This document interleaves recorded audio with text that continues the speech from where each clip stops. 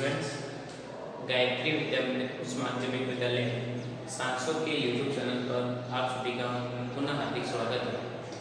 आज हम 10वीं क्लास के विज्ञान विषय का 8वां पाठ डिस्कस करने जा रहे हैं, जो आपका टॉपिक दे रखा है कार्बन एवं उसके यौगिक। इस पाठ पर आधारित आज अपना वीडियो लेक्चर नंबर 8 में आप स्टडी करोगे कि काफ़ी चीज़ों को आपने स्टडी किया, समझा, और आज आप देखने जा रहे हैं पार्ट का एंडिंग टॉपिक है वो बहुलक। बहुलक का 20 सेकेंड पार्ट।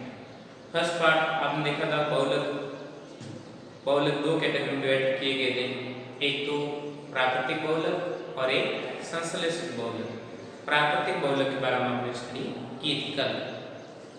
देखिए बहुलक से आपका क्या अभिप्राय है, मतलब बहुत सारी एकल इकाई आपस में मिलकर एक वर्ग अणु का निर्माण होता है जिसका अनुभार क्या है, उसे अपन सामान्य भाषा में क्या कहते हैं, बहुलक। और बहुलक बनने की प्रक्रिया कहते हैं बहुलकीकरण। दिमाग बात रहेगी पॉलीमराइजेशन और पॉलीमर। डायरेक्ट अपन कहें तो बहुत सारी मोनोमरिक यूनिट्स आपस में क्या होती है, कनेक्टेड होती है, और फिर बाद में क्या बनाते हैं, वर्ग अणु का निर्माण कर लेती है। क्या बनाती, उस अणुभार वाले अणु का निर्माण कर देती, तो अपन मैक्रोमोलिकुलर जनरेट हो जाता है। क्या बनता है, मैक्रोमोलिकुलर जनरेट हो जाता है, और उस दौरान आपके पॉलीमर बनता है। मैक्रोमोलिकुलर पॉलीमर कहा गया है। फिर बाद में पॉलीमर को दो कैटेगरी में आपने डिवाइड किया था, एक तो प्राकृतिक और दूसरे होते हैं संश्लेषित या कृत्रिम। प्राकृतिक बहुलक के अंतर्गत सेलुलोज है, उसके बाद में रबड़ है, गोंद है, स्टार्च है। तो ये डायरेक्ट कई प्रकार के अलग अलग प्रकार की इकाइयां मिलकर इनका निर्माण करते हैं। तो आपके सिलेबस में मेंशन था वो था प्राकृतिक रबर। प्राकृतिक रबर की एकल इकाई थी आपके क्या, आइसोप्रीन। क्या थी, आइसोप्रीन। और बहुत सारे आइसोप्रीन मिलकर क्या बनाते हैं, प्राकृतिक रबर बहुलक का निर्माण करते हैं। उसकी स्टेबिलिटी बढ़ाने के लिए मान लो द्रव्य अवस्था में रबर पाया जाता है, वृक्ष से प्राप्त होता है, उसको ठोस बनाने के लिए उसमें क्या मिलाते हैं, अपन एसिटिक अम्ल मिला देते हैं। और प्रत्यास्थ करने का काफी स्टेबिलिटी उसको बढ़ाने के लिए, धागे की स्टेबिलिटी या रबर की स्टेबिलिटी बढ़े तो उसमें क्या मिला देते हैं, सल्फर मिला के उसको स्टेबिलिटी प्रदान कर देते हैं। तो सल्फर मिलाने की प्रक्रिया को वैलेंटिक के नाम से जाना गया है। तो देखिए आज अपना सेकंड टॉपिक है बहुलक पर आधारित, वो है संश्लेषित बहुलक। संश्लेषित बहुलक मतलब मानव द्वारा निर्मित, संश्लेषित मतलब सिंथेटिक्स, कृत्रिम रूप से तैयार किया जाने वाला बहुलक। जो मानव द्वारा निर्मित कृत्रिम बहुलक होते हैं, क्या होते हैं, मानव द्वारा निर्मित, ध्यान रखना, मानव द्वारा निर्मित कृत्रिम बहुलक होते हैं। जैसे कृत्रिम रेशे, प्लास्टिक, संश्लेषित रबर, कई प्रकार के ऐसे उदाहरण आप देखोगे यार। उसमें आपके सिलेबस में मेंशन कर रखा है एक तो कृत्रिम रेशा और एक कर रखा है प्लास्टिक। तो दोनों को आप विस्तार रूप से पढ़ना और व्यवस्थित रूप से स्टडी करके मैटर को कवर करने का। देखिए फर्स्ट अपन स्टडी कर रहे हैं वो संश्लेषित रेशे, कृत्रिम रेशे के बारे में अपन स्टडी करने जा रहे हैं। देखिए कृत्रिम रेशे मतलब कौन कौन से जो ऐसे धागे, रेशों के बारे में आप 7वीं क्लास से पढ़ते आ रहे हैं कि रेशों को मतलब धागे एक तो प्राकृतिक रूप से प्राप्त होते हैं और दूसरा मानव द्वारा निर्मित भी किए जाते हैं। प्राकृतिक में जैसे कपास है, नारियल है, अलग अलग प्रकार के जूट वूट, अलग अलग प्रकार के ऐसे कई प्रकार के पौधों द्वारा या जीव जंतुओं द्वारा ऊन प्राप्त करके बनाते हैं।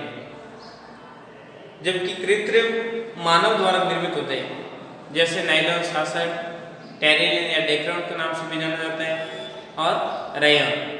इंपॉर्टेंट है, ध्यान रखना, जो आपके नायलॉन, सासर और टेरिलिन या डेक्रोन, इस पर आधारित आपको एक दो कंपटीशन एग्जाम को छोड़कर हर साल डिवाइड ये प्रश्न होता रहता है, इसकी एकल इकाई क्या है, किस प्रकार से बनाया जाता है। तो एक बेसिक चीज आप याद रखना।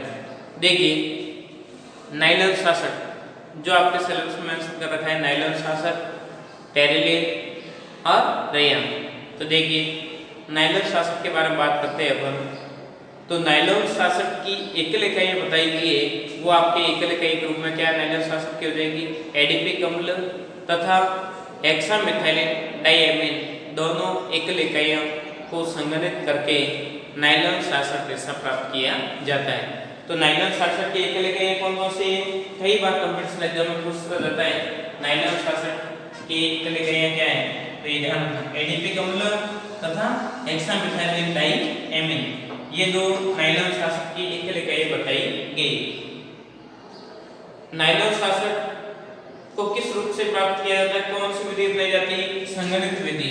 कौन सी, संगणित विधि द्वारा इसको प्राप्त करते हैं। संगणित का मतलब क्या होता है, दोनों एकल इकाइयां दोनों कंपाउंड को किसी एक पात्र में क्या करते हैं, मिक्स किया जाता है और फिर बाद में उनको हाई टेम्परेचर पे क्या करते हैं, गर्म करते हैं। क्या करते हैं, गर्म करते हैं। पहले ए और बी मान लो दोनों एकल इकाइयों को आपने मिलाया, फिर बंद करके हाई टेम्परेचर पे कंपाउंड को क्या करते हैं, गर्म करते हैं।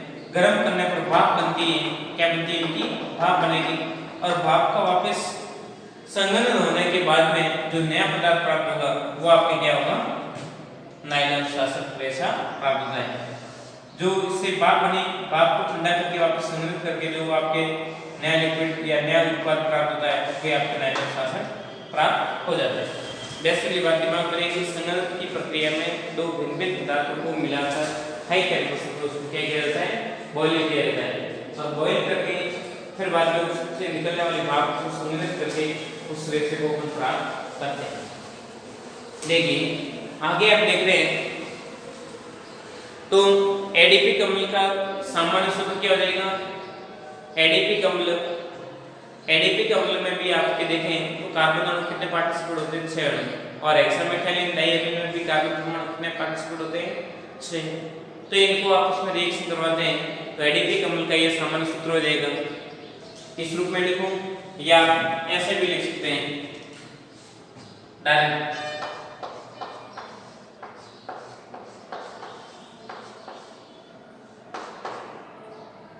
डायरेक्ट भी आप ऐसे भी मेंशन कर सकते हो, CH2 CH2 CH2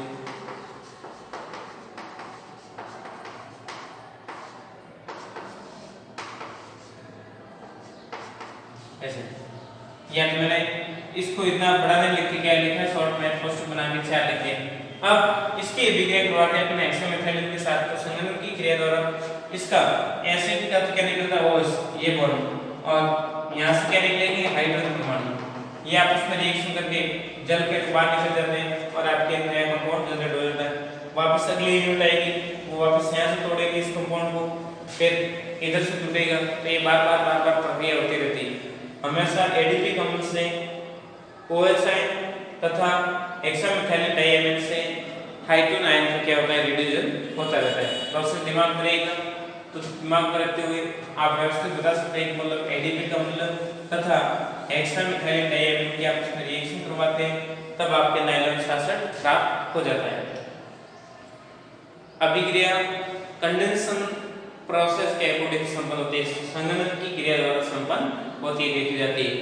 अब बताया रहा है नाइलॉन शासक के क्या उपयोग है, बेसिकली नाइलॉन शासक के बेसिकली क्या उपयोग बता रहे हैं, तो ये मशीनों में गियर, बेरिंग आदि बनाने में काम आता है, टायर, कपड़े, रेसे, रस्सी, कुर्सी, विभिन्न प्रकार की सामग्रियों बनाने में भी इसका प्रयोग किया जाता है।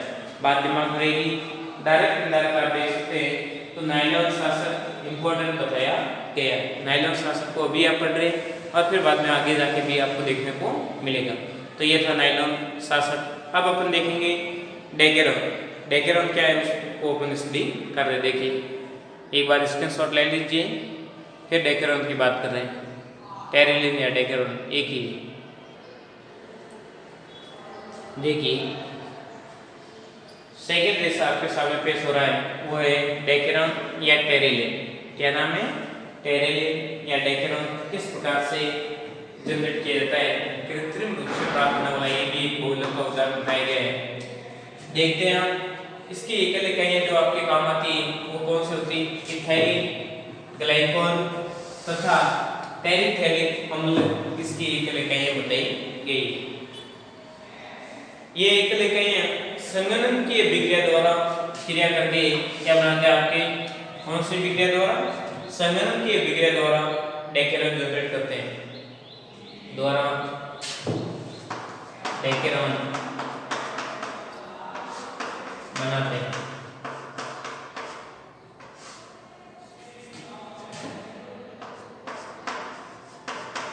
ठीक है, ध्यान रखना कौन सी विक्रिया द्वारा, संघनन की विक्रिया द्वारा डेकेरॉन बनाया जाता है या बनाते हैं।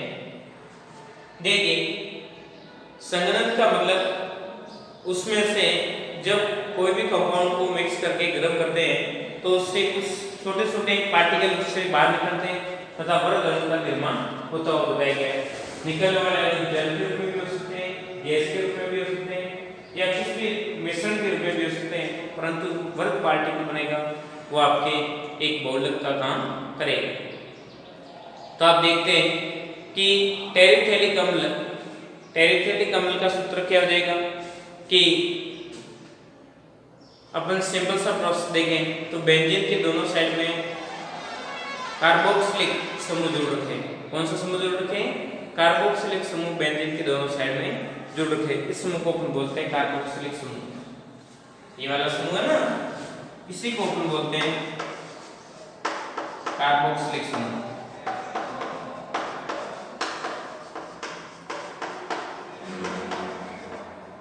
कार्बोक्सिलिक अम्ल समूह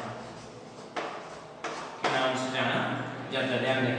अब इसको ऐसा नहीं लिखते यहाँ पे क्या लिखता है ऐसे, और उससे क्या है कुछ भी नहीं। तो ये भी एक प्रकार का क्या है, कार्बोक्सिलिक अम्लीय समूह बताया गया है।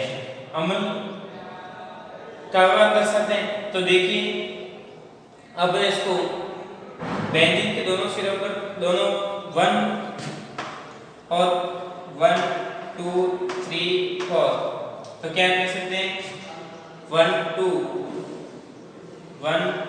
3 4। तो आप देखते हैं 1 और 2 डाई बेंजोइक अम्ल के नाम से भी जाना जाता है। किस नाम से 1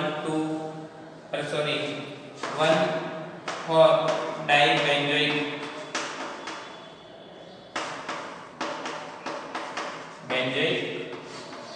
अम्ल इसका हो जाएगा एक नाम। टेरिथेलिक अम्ल को किस नाम से जाना जाता है 1 2 डाई बेंजोइक अम्ल के नाम से भी जाना जाता है। कितने पोजीशन जुड़ रखा है, एक नंबर पे तो एक तो बेंजोइक समूह जुड़ रखा है वो एक अम्ल वाला, और एक 4 नंबर पे जुड़ रखा है अपन के तो इप्सो तथा ये कौन सी पोजीशन रहेगी ऑर्थो मेटा और पैरा। इप्सो और पैरा पोजीशन पे क्या जुड़ रखे आपके बेंजोइक समूह जुड़ रखे हैं। तो अपन नॉर्मली इप्सो ये आपकी इंटरनल बात रहेगी, वो आप आगे क्लास में जाके देखोगे कि मतलब इप्सो पोजीशन क्या होती है, ऑर्थो पोजीशन क्या होती है, पैरा क्या होती है, मेटा क्या होती है। तो डायरेक्ट सिंपल सा होता है जिस समूह से जो समूह जुड़ता है बेंजीन वाले से, जिस सिस्टम से कोई भी समूह जुड़ रखा होता है उसको हमेशा इस पोजीशन को अपन क्या कहते हैं, ये है आपके बेंजीन। देखिए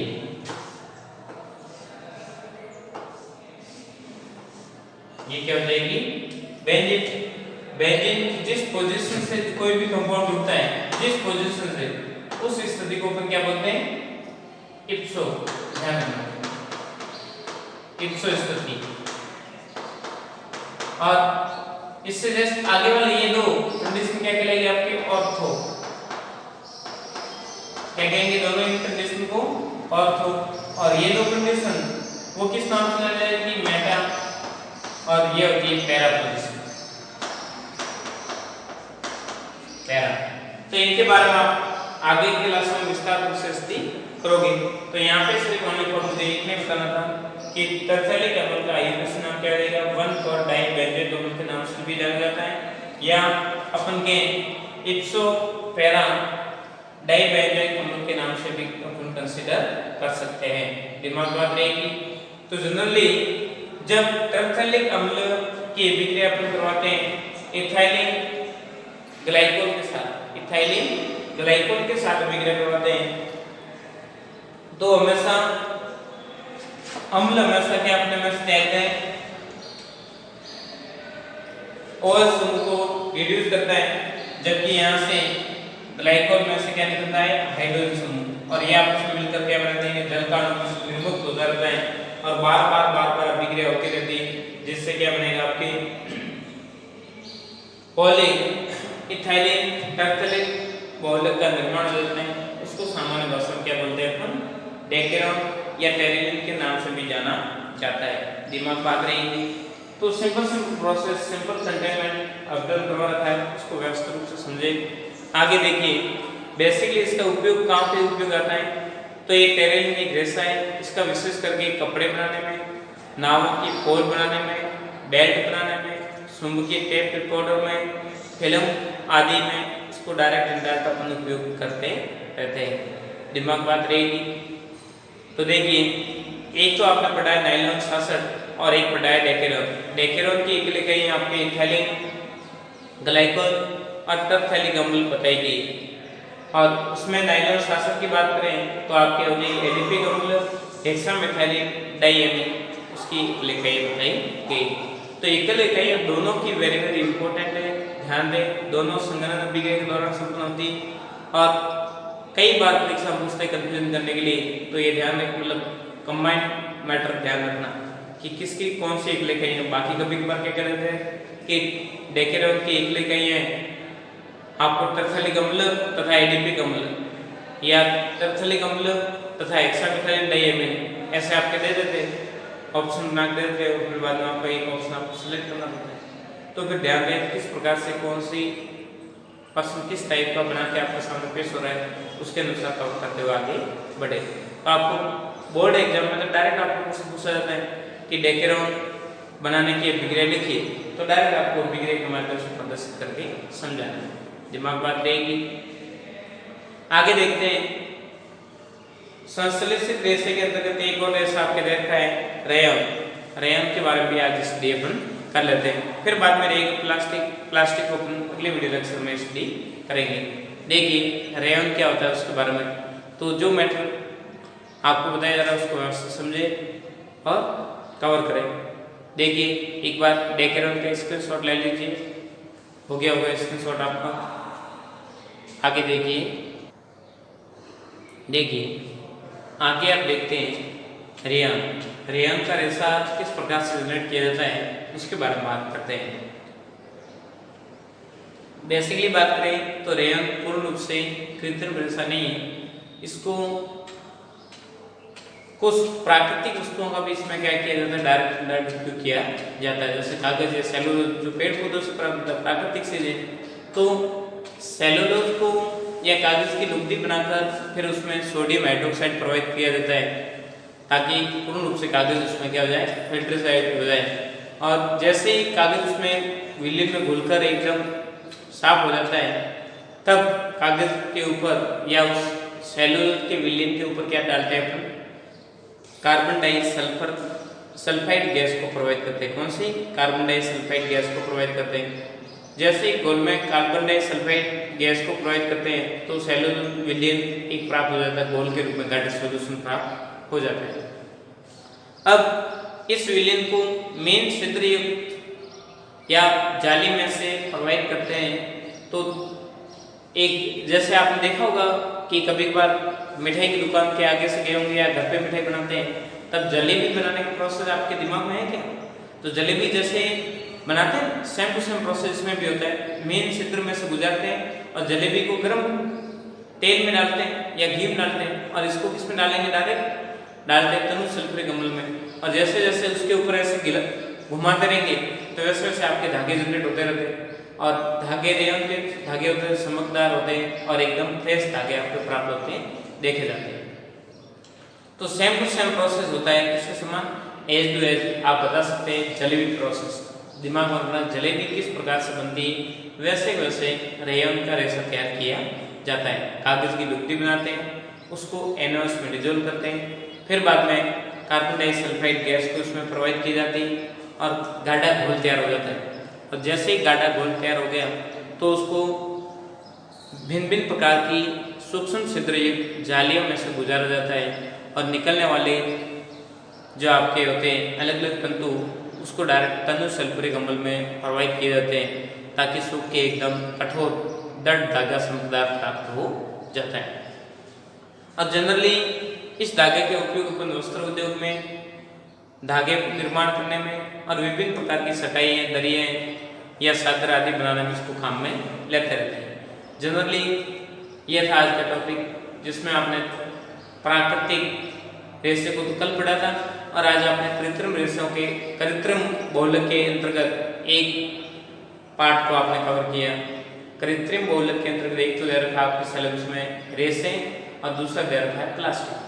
तो प्लास्टिक पर आधारित काफी मैटर है, उसको अपने अगले वीडियो लेक्चर में विस्तार से स्टडी करेंगे। तो आज ओनली फॉर कृत्रिम रेशों को व्यवस्थित रूप से समझें। तीनों की आपने स्टडी की है, नायलॉन 66, डेकेरॉन तथा रेयॉन। इन तीनों रेशों को व्यवस्थित रूप से समझें, साथ साथ नोट्स बनाएं और पाठ के पीछे प्रश्न उत्तर दे रखे हैं। मुझे ऐसे उम्मीद है कि आपने किताबें ले आए होंगे और किताबों को व्यवस्थित रूप से पढ़ते होंगे। तो किताबों के पीछे प्रश्न उत्तर दे रखे हैं, उसको व्यवस्थित रूप से मिलान करें। जो प्रश्न आपको समझ में आते हैं या कंफ्यूजन डाउट हो तो डायरेक्ट उस चीज़ को पूछ के उस चीज़ का समस्या का समाधान करें। इम्पोर्टेंट बात यह कि अभी तक आपने गायत्री विद्या मंदिर इस माध्यमिक विद्यालय सांसो के यूट्यूब चैनल को आपने सब्सक्राइब नहीं किया, सब्सक्राइब करें, लाइक करें, ताकि अपलोड होने वाले नए वीडियो तथा नया नोटिफिकेशन आपको मिलता रहेगा, ताकि आपकी पढ़ाई कंटिन्यू बनी रहे, घर पे रहे, सुरक्षित अपना काम करते रहे। थैंक यू, धन्यवाद सो मच।